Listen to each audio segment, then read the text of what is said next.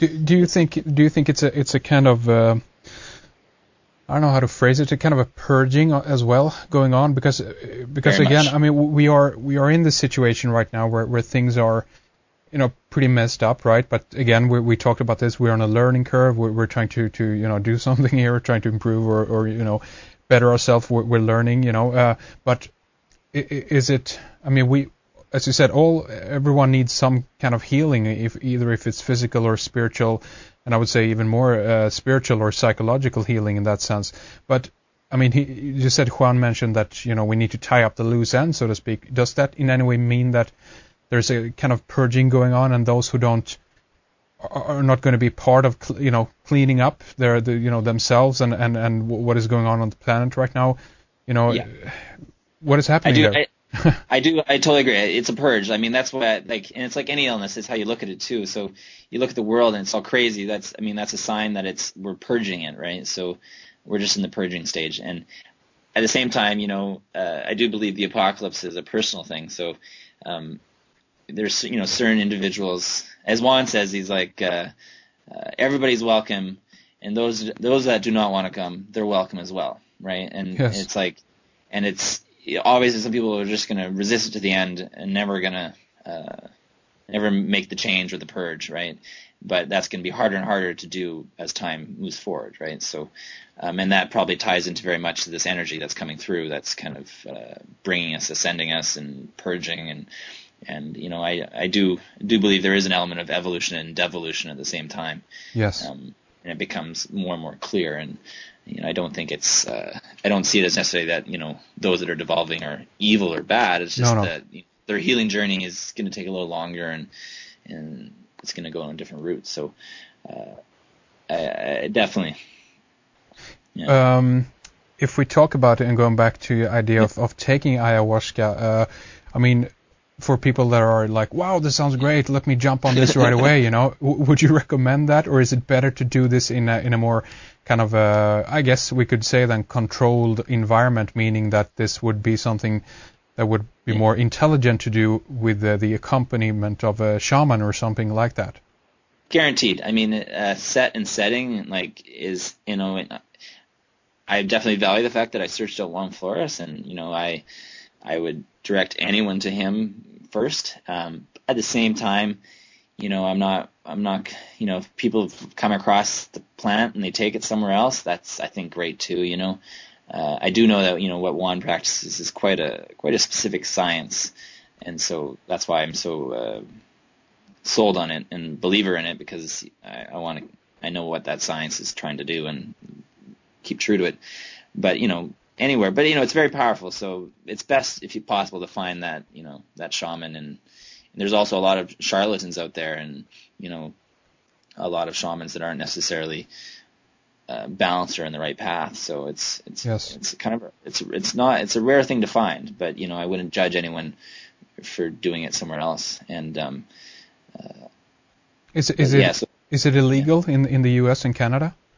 It is illegal in the U.S. except for one of the churches that uses it. The Vegetal is allowed to use it in Arizona. Uh-huh. In Canada, it is technically illegal. Ayahuasca per se hasn't been made illegal, but some of the ingredients has been made illegal. So yes, it's not legal here. And do you know about how things are in countries in Europe?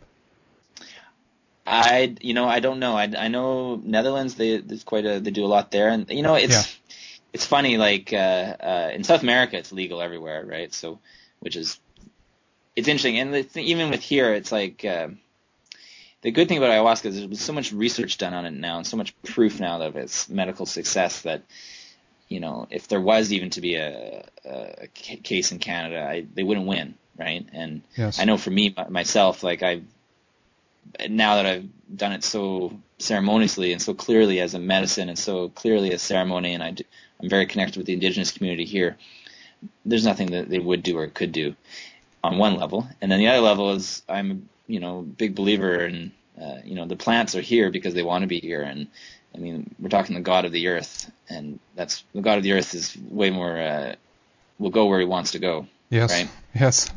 And so I see that very clearly now. And it was good for me to see that and get rid of it because I don't have any fear of it anymore. And it's quite amazing because I'm very open about it here and never had issues. So yes.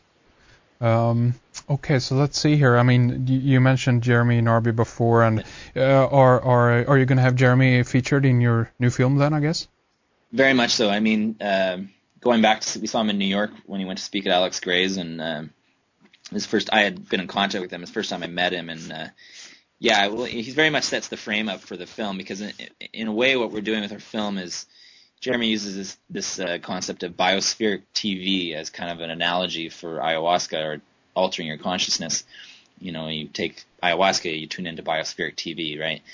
And so what we're doing in our film is we're actually going to kind of have biospheric TV. We're going to have all these different channels that it's almost like you'll be channel surfing through consciousness in different perspectives, and then having them all together will then allow you to have a bigger picture and connect the dots and such like that. So yes.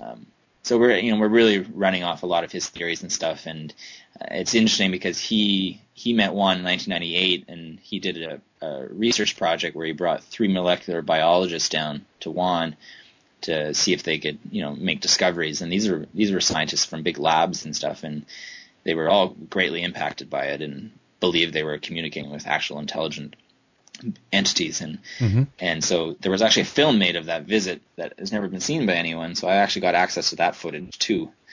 So it's great. So I actually have 10-year-old footage of Jeremy and Juan when they first met, and cool. And so we'll have some good depth to our story, and then when Juan's been here twice, so we'll be doing that. And then it turns out now next summer we're bringing Juan and his family up here for 3 months. And then Jeremy is actually going to come here and visit us here. Yes. Next summer. And then it also turns out it looks like we may even get Dennis McKenna up here. Oh, really?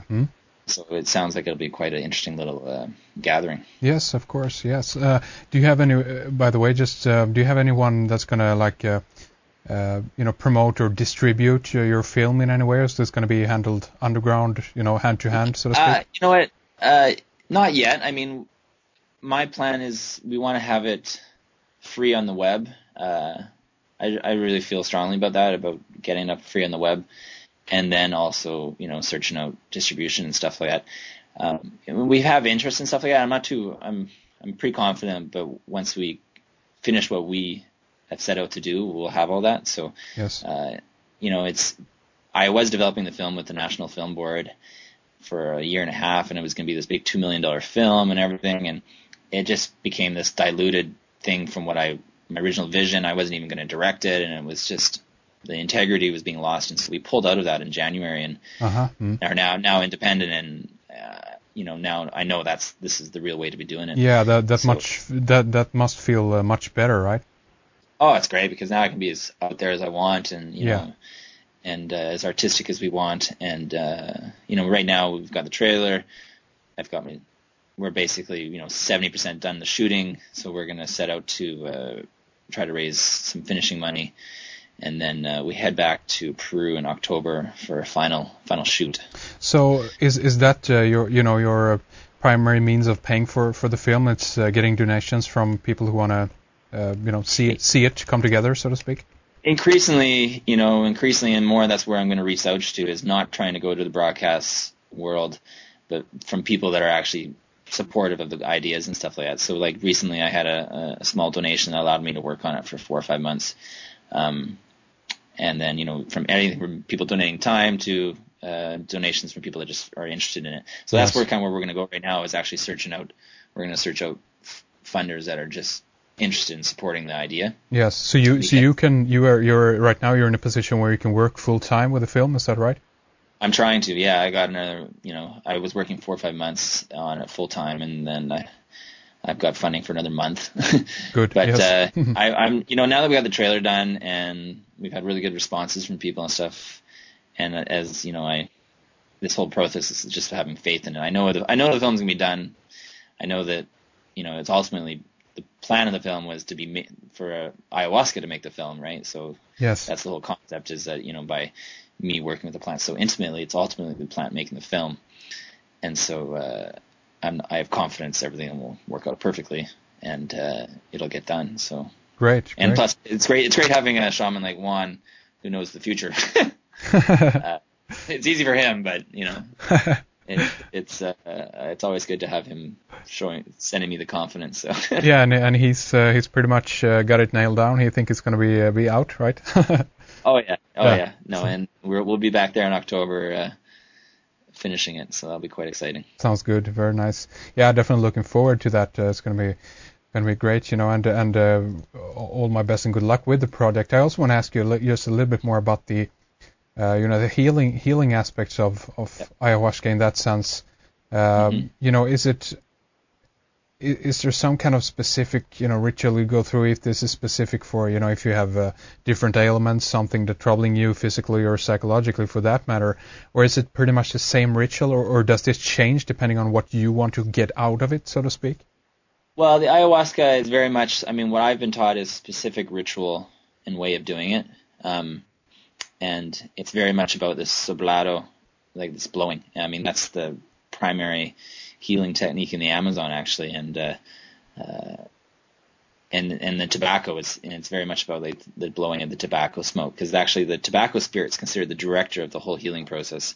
Maybe it's good to explain, like the ayahuasca is actually two plants, right? It's the vine, which is the male, which is the king of the forest, and the chacruna is the female, is the queen of the forest, and you bring them together and they give birth to their son, right? So it's a total alchemy and everything, and they give birth to balance and harmony and stuff. So there's that, and then the tobacco is the tobacco spirit that would be actually directing specifically to do with the ailments and stuff like that.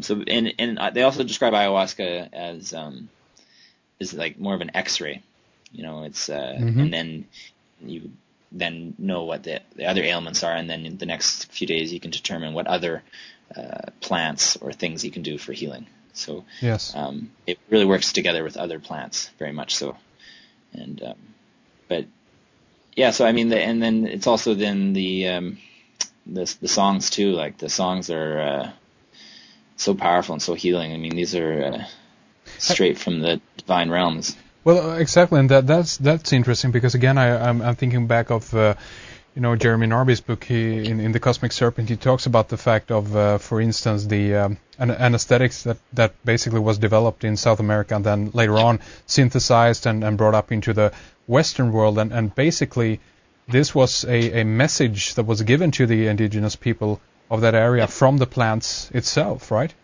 Well, that's the whole point, right? That's what is like. All Juan's knowledge comes from the plants, right? It's all taught to him. They're the teachers, they're the doctors, they're the ones with all the knowledge, and they give it to him, right? So, and the indigenous people. So it's like the foundation of knowledge is from these plants, and I would argue the foundation of all culture and knowledge in the world comes from the plants at some level, at some point. We've just forgotten that. So, and with Juan, the level of knowledge that he has, even though he humbly states he has little, is just mind-boggling. So, the ayahuasca is really just a slight doorway. Like, there's much more powerful even plant mixtures. Like, there's this one he was telling me about. He works with barks, right? Barks of trees. That's one of the more lost knowledge systems they have down there, is working with the barks of trees, and he mixes 30 barks of the trees together that takes their spirit to Jupiter. Really? And when you're on Jupiter, yeah. Actually, and I think that's where I'm getting to go, and when I go down in October. So nice. I think it's I'm looking for it. Yes. Then so you go there and you learn. There's beings on Jupiter that teach you things, and then you come back and you have it's literally your spirit goes there. You learn from these beings and you bring the knowledge back, and so it's this infinite system of gaining knowledge. Or another way he also described it was that ayahuasca and chacruna, they're at the top of the hierarchy of the plants on the earth. So all the information on the earth, from the water, from the wind, from the plants, is all collected. It's all collected at the end of the day, kind of thing. And ayahuasca and chacruna collect that information and knowledge. So then by taking the medicine, you're basically getting that day's most current download of the